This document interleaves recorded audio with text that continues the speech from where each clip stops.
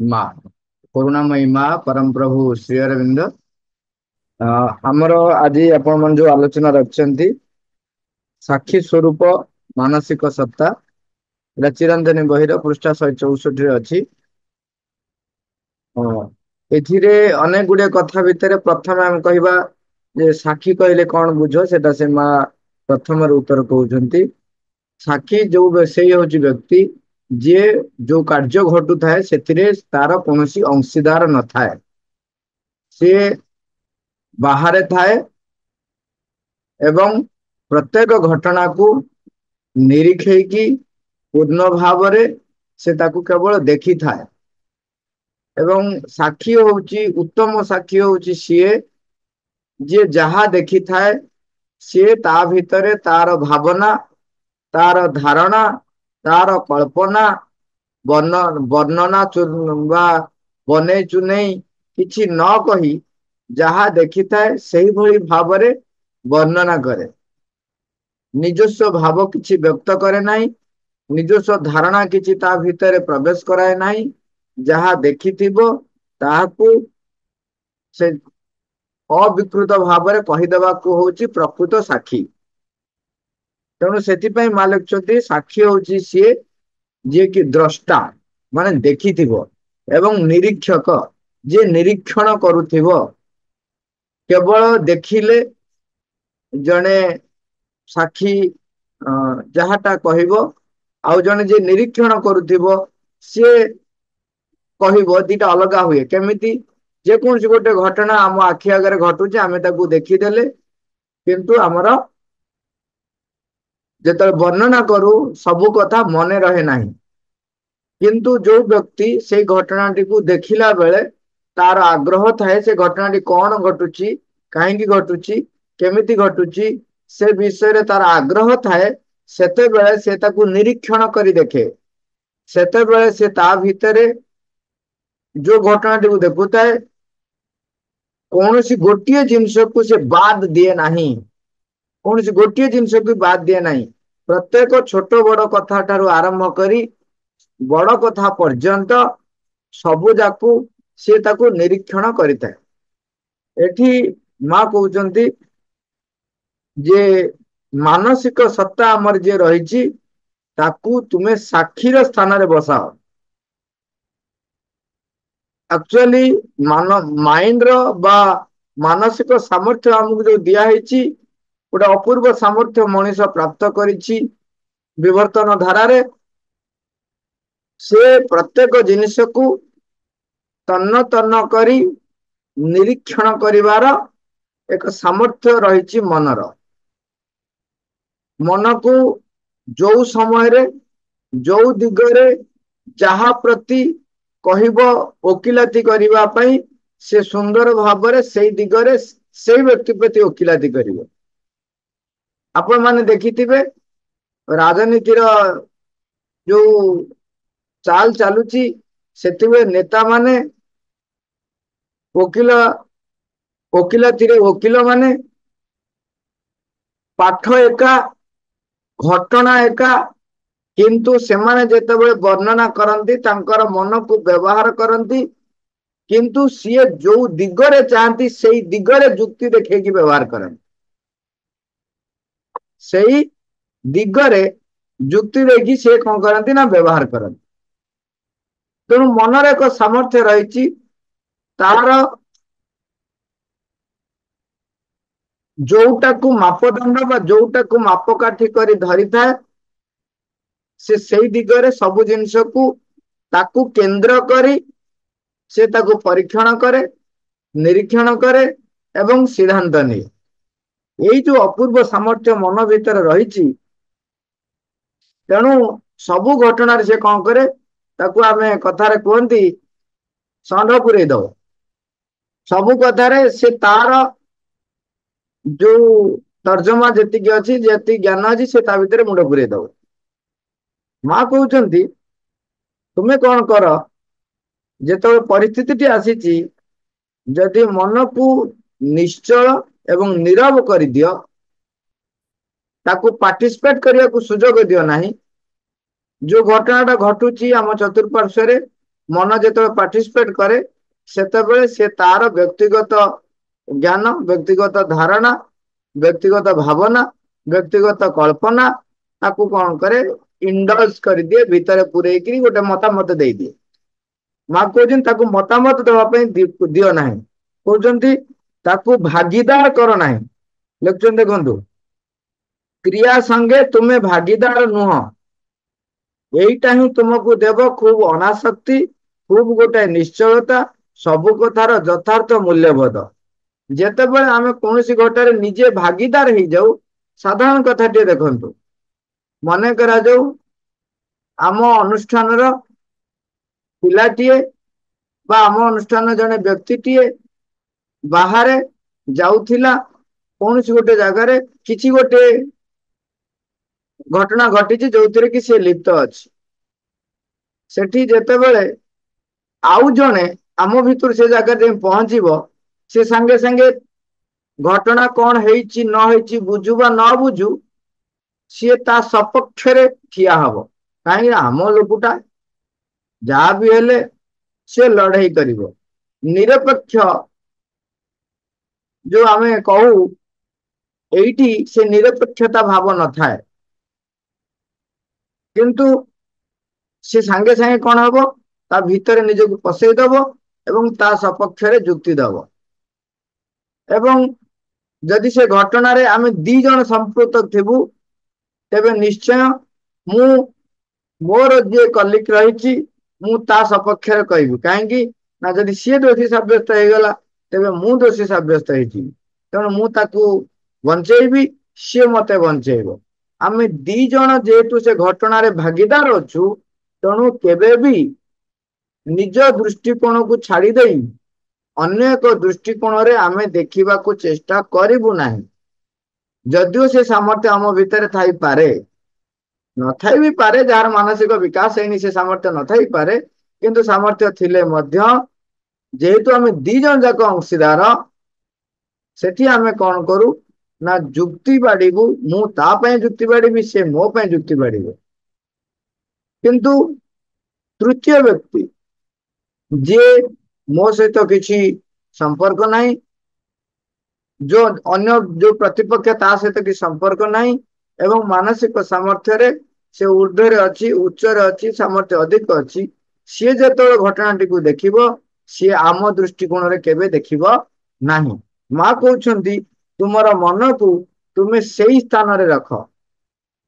आमे जेतबेले काम करू, आमे जेतबेले जो कार्य करू, प्राय समय आमे देखू जे जो दृष्टिकोण रहू, केतेबेले व्यक्ति देखे मो स्वार्थ पूरण होची कि नहीं, केतेबेले व्यक्ति देखे मो अनुष्ठान रो स्वार्थ पूरण होची नहीं, केतेबेले व्यक्ति देखे मो राज्य रो स्वार्थ पूरण होची ना नहीं, केतेबेले व्यक्ति देखे मो देश रो स्वार्थ पूरण होची ना नहीं, केतेबेले व्यक्ति देखे मनीष मानकर स्वार्थ पूर्ण होची ना नहीं। ये सबुथिरे भी से गोटे पक्ष निये, सबुथिरे से गोटे पक्षर भागीदार है, अंशीदार है कि से ताकू जदि देखिला तेबे से उचित निर्णय नहीं पारिबो नाही, उचित जुक्ति जुक्तता बाढ़ी पारिबो नाही, उचित ज्ञान प्राप्त करि पारिबो नाही।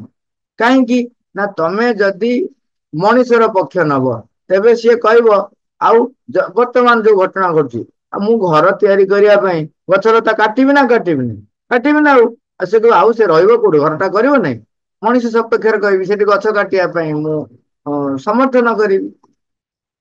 सेमती देश पई केतल घटे, आमे देखछंती जणे अन्य जन को हत्या कले, मन करा जो मारी देला ताकू आमे कहू से हत्या कला अपराधी, ताकू मृत्युदंड दिया जाऊ। किंतु जो देश गोटे जन व्यक्ति लड़ुची, सी जो अन्य देशर व्यक्ति बा जी आमर शत्रु युद्ध बेले ताकू जदि हत्या करुची तेबे सी उपाधि प्राप्त करुची। कहीं ना आमे कहू से मो देशर स्वार्थ रक्षा कला, सुरक्षा देवाई जाकरी शत्रु पक्ष को हत्या कला, जहाँ भी हेले आमे गोटे अंशीदार हो जाऊ। तेणु एठी जो कथाटी कहउची मु केवल कौन करी ना मन को एमिति निश्चल नीरव रखिबे, सी केवल देखिबो। यही सामर्थ्यटी केतेबेले आसीबो ମା ଲେଖୁଛନ୍ତି ସେତେବେଳେ ସାମର୍ଥ୍ୟ ଆସିବ ଯେତେବେଳେ ଆମର ପରମଙ୍କ ସହିତ ଏକାତ୍ମତା ଆସି ଯାଇଥିବ। ଭାଇସ ବର୍ଷା କଣ, ମୁଁ ଯଦି ପରମ ସତ୍ତାଙ୍କ ସହିତ ଏକାତ୍ମତା ଚାହୁଁଛି ତେବେ ମନକୁ ନିଶ୍ଚଳ ନୀରବ କରିବା ଶିଖିବି। ମନ ଯଦି ନିଶ୍ଚଳ ନୀରବ ରହି ଯୋଉ ଘଟଣା ଘଟୁଛି ତା ଭିତରେ ନିଜେ ଇଣ୍ଡଲଜ ନ ହେଇଯାଇ, ଅଂଶୀଦାର ନ ହେଇଯାଇ, ଭାଗିଦାର ନ ହେଇଯାଇ ତାକୁ ଦେଖିବ। ଦେଖିଲା ବେଳେ ଭଗବାନଙ୍କୁ ଆହ୍ୱାନ କରିବ, ଦିବ୍ୟ ଆଲୋକକୁ ଆହ୍ୱାନ କରିବ, ଦିବ୍ୟ ଜ୍ଞାନକୁ ପ୍ରାର୍ଥନା କରିବ। ସେଇ ଦୃଷ୍ଟିକୋଣରେ ସେ ନିରୀକ୍ଷଣ କରିବ। ତେଣୁ ସେଠି ଆଉ ଅନାସକ୍ତି ଭାବ ରହିବ, ଆସକ୍ତି ଭାବ ରହିବ ନାହିଁ। ଅନ୍ୟ ଯେକୌଣସି ସମୟରେ ମଧ୍ୟ ଆସକ୍ତି ଭାବ ରହିଲା, ମୁଁ ଯାହା ପକ୍ଷ ଲଢିଲି ତା ପ୍ରତି ମୁଁ ଆସକ୍ତ ହେଇ ଲଢିଲି। ତେଣୁ ଯେତେବେଳେ ଆସକ୍ତିରୁ ଉର୍ଦ୍ଧ୍ୱକୁ ଉଠି ଯିବି ସେତେବେଳେ କଣ ହବ ନା ଯଥାର୍ଥ ମୂଲ୍ୟବୋଧ, ଯଥାର୍ଥ ଜ୍ଞାନ ଇଏ ସବୁ ମତେ ପ୍ରାପ୍ତ ହବ। ମା ସେଥିପାଇଁ ଲେଖୁଛନ୍ତି ଏହା ତୁମ ଭିତରୁ କ୍ରିୟା ପ୍ରତି ଆସକ୍ତିକୁ କାଟିଦିଏ। ଯୋଉ ଘଟଣା ରହିଛି ତା ପ୍ରତି ଆମର ଆସକ୍ତି ରହିଥିବ, ଆମେ ଯେମିତି କହିଲେ ମୋ ବ୍ୟକ୍ତିଗତ ସ୍ୱାର୍ଥ ପ୍ରତି ଆସକ୍ତି ହଉ, ମୋ ପରିବାର ପ୍ରତି ସ୍ୱାର୍ଥ ପ୍ରତି ଆସକ୍ତି ହଉ, ମୋର ଅନୁଷ୍ଠାନର ସ୍ୱାର୍ଥ ପ୍ରତି ଆସକ୍ତି ହଉ, ମୋ ଦେଶର ସ୍ୱାର୍ଥ ପ୍ରତି ଆସକ୍ତି ହଉ, କିମ୍ବା ମନୁଷ୍ୟ ସମାଜ ପ୍ରତି ଆସକ୍ତି ହଉ, ଯେକୌଣସି ପ୍ରକାର ଆସକ୍ତି ବି ଯଦି ରହିଲା ତେବେ ଆମେ ଯଥାର୍ଥ ମୂଲ୍ୟବୋଧ ପ୍ରାପ୍ତ କରିପାରିବା ନାହିଁ। ସେଥିପାଇଁ ମା ବାରମ୍ବାର କହୁଛନ୍ତି, ତାପରେ କହୁଛନ୍ତି ତା ପର ପାରାଗ୍ରାଫରେ ଯେ ତୁମେ ଯେତେବେଳେ ନିଜକୁ ସେଥିରୁ ଦୂରେଇ ନେବାର କୌଶଳଟି ଜାଣିବ ତେବେ ତୁମେ କଣ କରୁଛ ତାହା ଦେଖିପାରିବାର କ୍ଷମତା ଅର୍ଜନ କରିବ। ଆମେ ଯେତେବେଳେ କାମ କରୁ ତେଣୁ ଆମକୁ ବୁଝେଇବାକୁ ପଡିବ, ଶିଖେଇବାକୁ ପଡିବ ନିଜ ମନକୁ ଯେ ତୁ ତୋ ସପକ୍ଷରେ ଯୁକ୍ତି ବାଢେ ନା। ଆମେ କଣ କରୁ, ଯୋଉ ଘଟଣା ଘଟିଛି ମନେକରେ ମତେ କହିଲେ ତୁ ଏଇଟା କାହିଁକି କଲୁ, ସାଙ୍ଗେ ସାଙ୍ଗେ ମୁଁ ଯୁକ୍ତି ଦେଇଦେ, ଜାଣିଛ ଏଇଟା ପାଇଁ ଏଇଆ, ସେଇଟା ପାଇଁ ସେୟା, ଏମିତି ସେମିତି, ଏୟା ନ କରିଥିଲେ କଣ ସେୟା ହେଇଥାନ୍ତା। ଯଦି ବି ଆମେ କାହାକୁ ବେଳେ ବେଳେ ପନିଶମେଣ୍ଟ ବି ଦଉ, କେବେ କାହାକୁ ଯଦି ଗାଳି ଦଉ, ଆଉ ମୁଁ ତାରି ଭଲ ପାଇଁ ପୁରା ଗାଳି ଦେଇଥିଲି।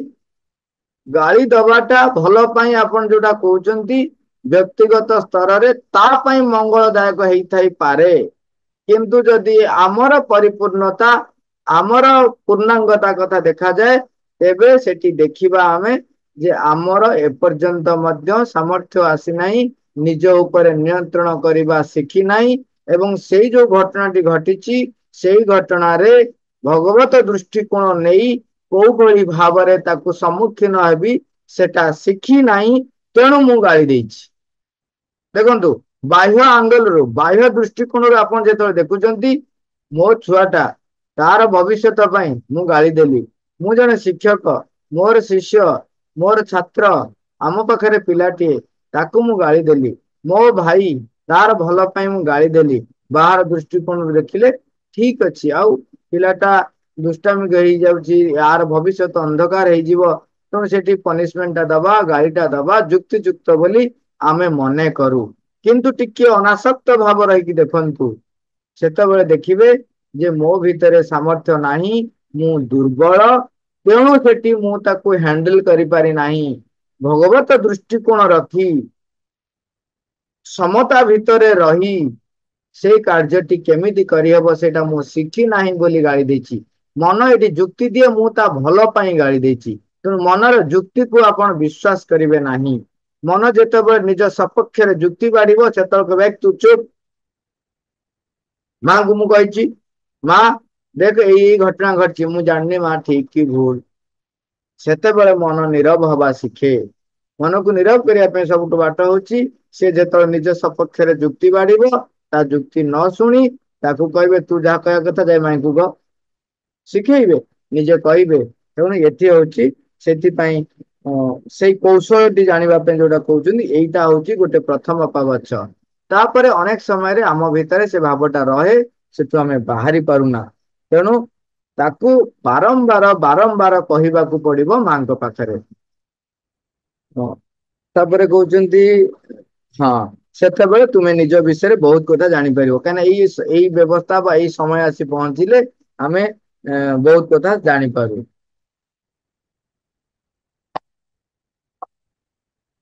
ତାପରେ ଶେଷ ପାରାଗ୍ରାଫରେ କହୁଛନ୍ତି ଯେତେବେଳେ ତୁମ ଭିତରେ ସବୁ କିଛି ଗୋଳିଆ ମିଶା ହୋଇ ରହିଛି ଏବଂ ତୁମେ ସେଥିରେ କାର୍ଯ୍ୟ କରୁଥାଅ, ସେତେବେଳେ ତୁମେ ସେ କାର୍ଯ୍ୟ କରୁଥିବାର ଦେଖିପାର ନାହିଁ, ଓ ତୁମେ ନିଜେ କଣ ତାହା ଜାଣିପାର ନାହିଁ।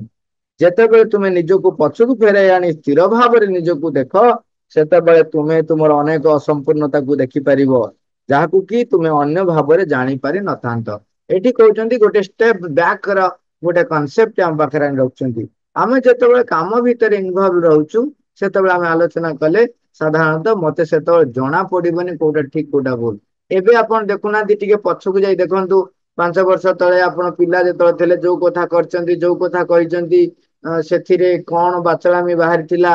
ଏବେ ଦେଖୁଛନ୍ତି ନାଇଁ ନାଇଁ, ମୁଁ ସେଇଟା ଯଦି ଏମିତି ନ କହିଥାନ୍ତି, ଏମିତି କରିଥାନ୍ତି, ଆହୁରି ଭଲ ହେଇଥାନ୍ତା। କାହିଁକିନା ଏବେ ଆଉ ଟିକେ ପରିପକ୍ୱ ହେଲିଣି। ତେଣୁ ସେଇ ଦୃଷ୍ଟିକୋଣରୁ ଯଦି ଆମେ ଏବେ ବର୍ତ୍ତମାନ ବିଚାର କରିବା ନିଜକୁ, ତାମାନେ ମୁଁ ବର୍ତ୍ତମାନ ବି ଚେତନାର ଯୋଉ ସ୍ଥିତିରେ ରହିଛି, ମୁଁ ସମ୍ପୂର୍ଣ୍ଣ ଜ୍ଞାନୀ ହେଇନାହିଁ। ମୋ ପାଖରେ ସମ୍ପୂର୍ଣ୍ଣ ଜାଣିପାରିବାର ସାମର୍ଥ୍ୟ ଆସିନାହିଁ। ତେଣୁ ଯୋଉ ଘଟଣାଟେ ଘଟୁଛି, ତାକୁ ସାଙ୍ଗେ ସାଙ୍ଗେ ନିଜକୁ ବ୍ୟକ୍ତ ନିଜକୁ ନିଜର ସିଦ୍ଧାନ୍ତକୁ ବ୍ୟକ୍ତ ନ କରିଦେଇ, ତେଣୁ କଣ କରିବା, ଟିକେ ଆସିଲା ନା ଗୋଟେ ସିଦ୍ଧାନ୍ତଟେ, ଟିକେ ରହିଯିବ, ଟିକେ ସମୟ ନବ, ଟିକେ ସମୟ ନେବେ। ସମୟ ନେଇକିରି, ସମୟଟା ମୁଁ କହୁନି 5 ଘଣ୍ଟା 6 ଘଣ୍ଟା ସେମିତି ନାହିଁ। କାହା ପାଇଁ କେତେ ସମୟ, ହୁଏତ କାହା ପାଇଁ 2 ସେକେଣ୍ଡ ହେଇପାରେ, କାହା ପାଇଁ 2 ମିନିଟ ହେଇପାରେ, କାହା ପାଇଁ 2 ଘଣ୍ଟା ହେଇପାରେ, କାହା ପାଇଁ ଗୋଟେ ଦିନ ହେଇପାରେ। ସାଙ୍ଗେ ସାଙ୍ଗେ କଣ କରିବେ, ଯଦି ସମୟ ଅଛି, ସାଙ୍ଗେ ସାଙ୍ଗେ ଚିଠିରେ ମାଙ୍କୁ ଚିଠିଟି ଲେଖିଦେବେ। ଯଦି ସମୟ ନାହିଁ, ତେବେ ସେଇଠି ଠିଆ ହେଇକି ମାଙ୍କୁ କହିବେ, ମା ଘଟଣା ଏଇଆ ଘଟିଛି। ତାହେଲେ କଣ ହେଲା ନା, ଆପଣ ଘଟଣା ଠାରୁ ଟିକେ ଅଲଗା ହେଇଗଲେ। ସେ ଯୋଉ କହିଲେନି କୌଶଳ ଶିକ୍ଷା ଦରକାର, ଇଏ ଗୋଟେ କୌଶଳ। ସାଙ୍ଗେ ସାଙ୍ଗେ ମାଙ୍କୁ ଯେତେବେଳେ ଆପଣ କହିଲେ ନା, କିଛି ସମୟ ପାଇଁ ଆପଣ ସେ ଘଟଣାରୁ ନିଜକୁ ଡିଟାଚ କରିଦେଲେ। ସେଇ ସମୟ ଭିତରେ ମାଙ୍କ ଶକ୍ତିକୁ ଯେତେବେଳେ ଆହ୍ୱାନ କଲେ, ମାଙ୍କ ଶକ୍ତିକୁ ଯେତେବେଳେ କହିଲେ, ତାମାନେ ଆପଣ ଗୋଟେ ଷ୍ଟେପ ବ୍ୟାକ ର ପ୍ରଥମ ପଦକ୍ଷେପରେ ପହଞ୍ଚିଲେ। ତାପର ମୁହୂର୍ତ୍ତରେ ଆମେ ଜାଣିଛନ୍ତି ମନକୁ କେମିତି ଟ୍ରେନ କରିବାକୁ ହୁଏ। ମନକୁ ଟ୍ରେନ କରିବେ, କେମିତି ଟ୍ରେନ କରିବେ? ମନକୁ କହିବେ, ତୁ ଯୋଉ ଦୃଷ୍ଟିକୋଣ ନେଇକି କହିଲୁ, ତୋର ପ୍ରତିପକ୍ଷ ସେଇ କଥାକୁ ନେଇକି କଣ ଭାବୁଛି, ସେ ଦୃଷ୍ଟିକୋଣକୁ ନିଜ ଭିତରୁ ଆଣିବାକୁ ପଡିବ। ସେଥିପାଇଁ ବାରମ୍ବାର ମା କହୁଛନ୍ତି, ମାନସିକ କର୍ଷଣ ନିହାତି ଦରକାର। ସମସ୍ତଙ୍କ ପାଖରେ ଏଇ ମାନସିକ କର୍ଷଣ ବି ନଥାଏ। ତେଣୁ ମୋ ଦୃଷ୍ଟିକୋଣରୁ ମୁଁ ବିଚାର କଲି, ମୋର ପ୍ରତିପକ୍ଷରେ ଯିଏ ରହିଛି ତାର ଦୃଷ୍ଟିକୋଣ କଣ ହେଇଥାଇପାରେ, ସେ ଦୃଷ୍ଟିକୋଣକୁ ଟିକେ ପରୀକ୍ଷିବାକୁ ଚେଷ୍ଟା କରିବି। ଯାହା ଆସିଲା ତାକୁ ବି ମାଙ୍କୁ କହିବି। ତାହେଲେ ପୁଣି ଆଉ ଟିକେ ମାଙ୍କ ସହିତ ସମ୍ପର୍କ ବଢିଲା। ପୁଣି କହିବେ, ଯଦି ଆମ 2 ଜଣଙ୍କ ବ୍ୟକ୍ତିରକ ତୃତୀୟ ବ୍ୟକ୍ତି ରହିଥାନ୍ତା, ସିଏ କଣ ଦେଖିଥାନ୍ତା? ଏଇ ଯୋଉ କାମଟା, ଏଇଟା ମନ ହିଁ କରୁଛି। ତେଣୁ ମନ ନିଜେ ଯଦି ପାର୍ଟିସିପେଟ କରିସାରିଛି, ତେବେ ଟିକେ ବ୍ୟାକ୍ କରିକିରି ମାଙ୍କୁ ଯେତେବେଳେ ଆପଣ କହିବେ, ସେଇ ମନ ଆପଣଙ୍କୁ ନିଜକୁ ତର୍ଜମା କରିବ। ନିଜ କାମକୁ ଦୂରରୁ ଥାଇ ଦେଖିକିରି ତର୍ଜମା କରି କହିବ। ଏଇଠି ହେଇଗଲା ସାକ୍ଷୀ ସ୍ୱରୂପ ହେଇକରି ସେ ତାକୁ ଦେଖିବ, ଠିକ କି ଭୁଲ। ସେତେବେଳେ ଆଉ ଇଗୋର ସ୍ଥାନ ନଥିବ, ନିଜକୁ ପ୍ରତିଷ୍ଠିତ କରିବାର ସାମର୍ଥ୍ୟ ନଥିବ। ମା ଲୁଚନ୍ତି, ତେଣୁ ତୁମେ ଯଦି ତା ଭିତରେ ରହିକି କର, ତାହେଲେ ତୁମେ କିଛି ଅନେକ ଜିନିଷ ଜାଣିପାରିବ ନାହିଁ। ଟିକେ ପଶ୍ଚାତକୁ ପଛକୁ ଫେରି ଆସିକି ଯଦି ଆପଣ ଦେଖିବେ ଘଟଣାଟିକୁ, ଅନେକ ଜିନିଷ ତା ଭିତରେ ଦେଖିହବ। ତେଣୁ କେତେ ଗୁଡିଏ ପଦକ୍ଷେପ ଆମେ ଯାହା କଥା ହେଲେ, ସେଗୁଡାକ ଆମେ ମନେ ରଖିବା। ନିଜ ମନର ଯୁକ୍ତି ଯୁକ୍ତକୁ, ନିଜ ସପକ୍ଷରେ ଯୁକ୍ତିକୁ କେବେ ବି ସମର୍ଥନ କରିବେ ନାହିଁ। ଏଇଟା ହଉଛି ଗୋଟେ ପ୍ରଥମ ପାବଛ। ସେଇ ଯାହା ମନର ଆସିଛି, ତାକୁ ମାଙ୍କ ପାଖରେ ନେଇକି ରଖିବେ, ଜଣେଇ ଦେବେ। ଦ୍ୱିତୀୟ ପାବଛ, ତୃତୀୟ ପାବଛରେ ମନ ସେ ଦୃଷ୍ଟିକୋଣରୁ ଅନ୍ୟ 2-3ଟା ଦିଗରୁ ଦୃଷ୍ଟିକୋଣରୁ ବିଚାର କରାଇବେ, ତାକୁ ନେଇକି ମାଙ୍କ ପାଖରେ ଥୋଇବେ। ଚତୁର୍ଥ, ତାପରେ କଣ କରିବେ, ସାକ୍ଷୀ ସ୍ୱରୂପ ଯୋଉଟା କୁହାହଉଛି, ଯଦି ଯଦି ମା ଏଇ ସ୍ଥାନରେ ଥାନ୍ତେ, ସିଏ ଘଟଣାଟାକୁ କେମିତି ଦେଖିଥାନ୍ତେ? ମାଙ୍କର ଶକ୍ତିକୁ ଆବାହନ କରି ଦୂରରୁ ଜଣେ ମାଙ୍କର ଯନ୍ତ୍ର ରୂପେ, ମାଙ୍କର ଦୂତ ରୂପେ, ମାଙ୍କର ଚିନ୍ତା ଚେତନାର ଭାବଧାରାକୁ ଧରି ସେଇ ଦୃଷ୍ଟିକୋଣରୁ ସେଇ ଘଟଣାଟିକୁ ବିଚାର କରିବାକୁ, ନିରୀକ୍ଷଣ କରିବା ପାଇଁ, ପର୍ଯ୍ୟବେକ୍ଷଣ କରିବା ପାଇଁ ଯେତେବେଳେ ଆପଣ ପଦକ୍ଷେପ ନଉଛନ୍ତି, ସେତେବେଳେ ମନର ସେଇ ଯୋଉ ଆକ୍ସନକୁ କୁହାଯାଏ ସାକ୍ଷୀ ସ୍ୱରୂପ, ବା ସାକ୍ଷୀ ଭଳିଆ ସେ ମାନସିକ ସତ୍ତା ବ୍ୟବହାର କରିବ।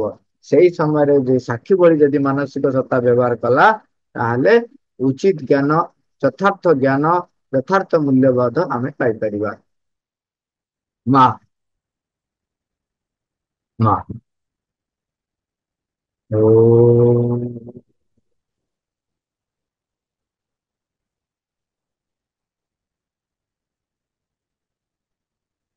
दुष्यन्तनादिमध्यं नहि करचरणं नाम गोत्रं न सूत्रं नो जातिर्नैव वर्णं न भवति पुरुषो नो न पुंसं न च स्त्री नाकरं न विकारं नहि जनिमरणं नास्ति पुण्यं न पापं नो तत्त्वं तत्त्वमेकं सहज समरसं सद्गुरुं तं नमामि।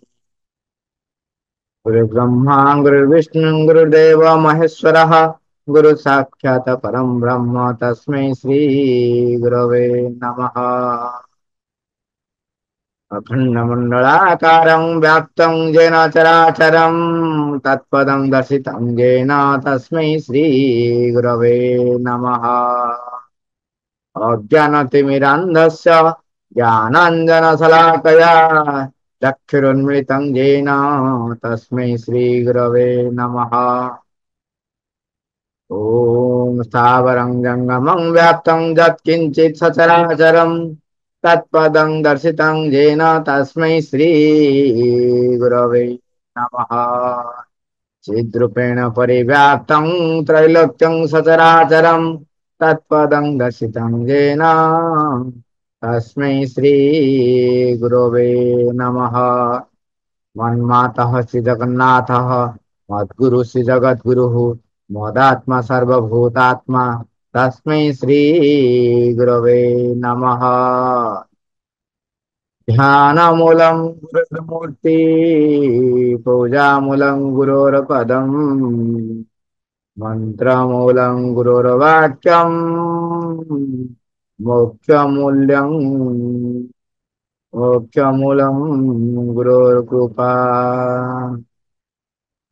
ओ त्वमेव माता च पिता त्वमेव त्वमेव भ्राता भगिनी त्वमेव त्वमेव विद्या द्रविणं त्वमेव त्वमेव सर्वं मम देव देव।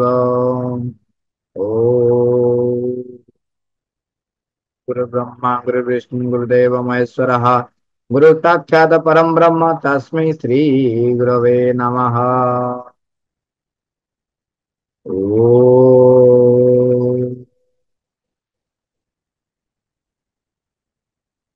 ब्रह्मानदं परमसुखदं केवलं ज्ञानमूर्तिं द्वन्द्वातीतं गगनसदृशं तत्त्वमस्यादिलक्ष्यम् एकं नित्यं विमलमचलं सर्वदिशाखीभूतं भावातीतं त्रिगुणरहितं सद्गुरुं तं नमामि।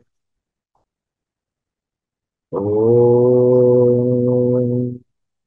शान्तिः शान्तिः शान्तिः।